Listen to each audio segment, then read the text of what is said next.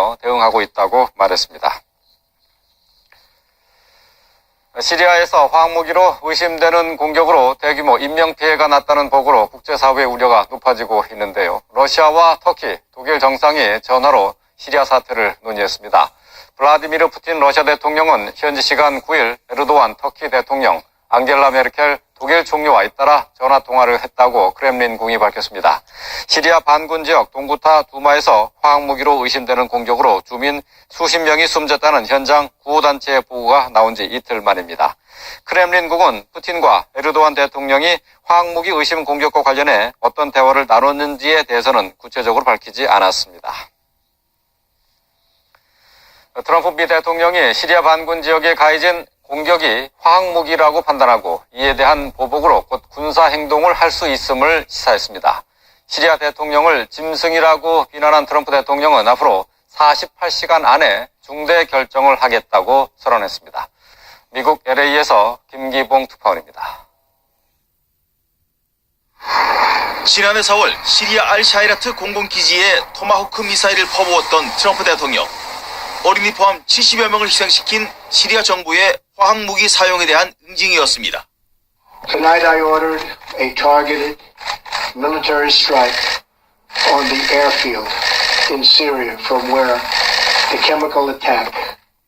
미국이 우선주의로 남의 나라인 관심이 적은 트럼프 대통령이지만 화학무기 사용에 대해서는 이번에도 단호한 입장입니다. 이미 트윗을 통해 아사드 시리아 대통령을 짐승이라고 표현한 데 이어 내각회의에서도 맹비난했습니다. I'd like to begin by condemning the heinous attack on innocent Syrians with banned chemical weapons. It was an atrocious attack. It was horrible. 이런 비인륜적인 행위를 놔둬서는 안 된다며 앞으로 48시간 이내에 중대 결정을 하겠다고 밝혔습니다. We are meeting with our military and everybody else, and we'll be making some major decisions over the next 24 to 48 hours. 또한 가해자가 정확히 누구인지도 가려내겠다고 말했습니다. If it's Russia, if it's Syria, if it's Iran, if it's all of them together, we'll figure it out. 제임스 매티스 국방장관도 화학무기 사용을 개탄하며 군사행동도 배제하지 않는다고 밝혔습니다. We're going to address this issue. Can you rule out taking actions, launching airstrikes against Assad, Mr. Secretary? I don't rule out anything right now. 따라서 곧 시리아에 대한 미국의 강력한 공격 가능성이 제기되고 있습니다. 경우에 따라서는 다른 나라로 전선이 넓혀질 수도 있는데 러시아는 미국의 군사 공격이 중대한 파장으로 이어질 수 있다며 날을 세우고 있어 긴장이 커지고 있습니다. LA에서 YTN 김기봉입니다.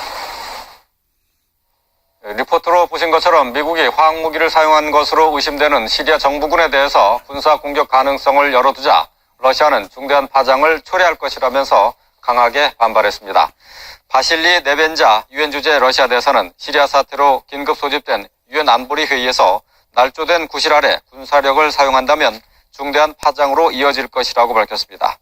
네벤자 대사는 시리아에서 화학무기 공격은 없었다고 하면서 화학무기 감시 그룹이 이르면 내일이라도 시리아를 방문해 조사를 진행하면 된다고 밝혔습니다.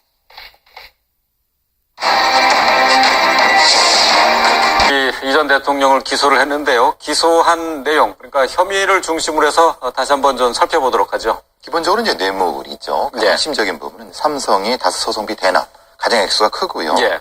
67억이 넘는 형태고요. 그 다음에 이제 큰 액수는 이팔성 전 회장에 관련된 뇌물입니다. 예, 그러니까 예. 이제 일종의 메간 매직 관련된 부분이라 굉장히 심각한 부분인데 36억이 넘는 돈이고요. 예. 그 다음에는 이제 국정원 특활비 한 7억 정도 되고, 다스의 소유와 연결돼 있어갖고 관련된 거는 비자금 조성이죠. 그게 한 예, 360억 정도 되는 거고요. 거기에 관련된 세금을 안 낸 거죠. 예.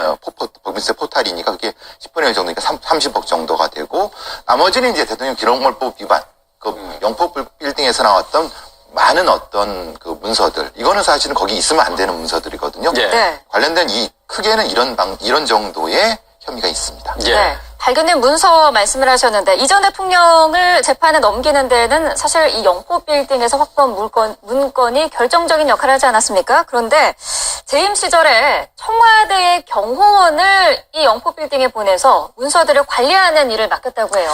그 영포 빌딩에는 이제 그 고 김재정 씨 처남의 금고가 있었습니다. 네. 이런 금고와 이 고 김재정 씨의 경호를 이 경호처의 경호원을 파견하는 형식으로 관리를 하고 경호를 하게 했다는 것인데 네. 우리 대통령 경호법이나 이런 관련 법령에 의하면 이 경호를 받을 수 있는 사람은 대통령, 대통령의 배우자 또는 직계 좀비속이기 때문에 처남은 경호할 수가 없습니다. 네. 그럼에도 불구하고 실질적인 소유자는 누구인가라는 물음을 물을 수 있는 상황이고요. 네. 특히 고 김재정 씨가 심근경색으로 돌아가시고 나서 금고를 개방할 때도 이 경호처의 경호원이 대동해서 금고를 개봉했다는 것입니다. 네. 그리고 이 금고 안에 있던 금액 중에 22억 정도는 이명박 전 대통령의 대선 캠프 자금으로 쓰거나 생활비로 썼다라는 부분에 있어서 금고 안에 있던 돈의 그 어떤 출처 그리고 실질적인 기속인 그것도 문제지만 왜 경호처의 경호원을 김재정 씨 처남과 그 영포빌딩 금고를 관리하는 데 썼느냐 이런 부분에 대해서 문제점이 지적이 되고 있습니다. 네.